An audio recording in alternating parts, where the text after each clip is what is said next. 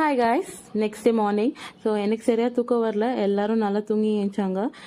ஏஞ்சி மார்னிங்கே ஒரு வாக் போகலான்ட்டு வந்துட்டோம். இந்த ஸ்விங் ரொம்ப க்யூட்டாக இருந்துச்சு. நாங்கள் எல்லோரும் நல்லா ஆடினோம்.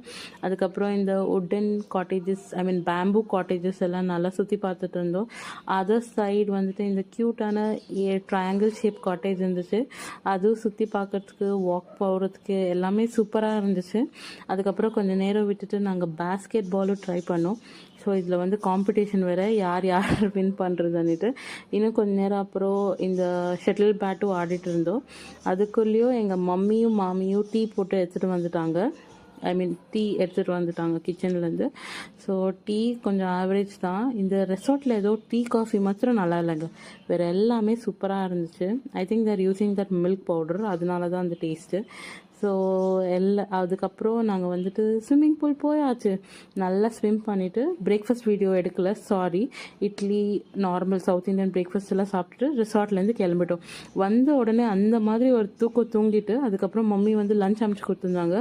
மட்டன் கறி, ரைஸ் நல்லா சாப்பிட்டுட்டு இந்த ஸ்வீட் சாப்பிட்டுட்டு டேவை எண்ட் பண்ணியாச்சு. தேங்க்ஸ் ஃபார் வாட்சிங். Meet you again.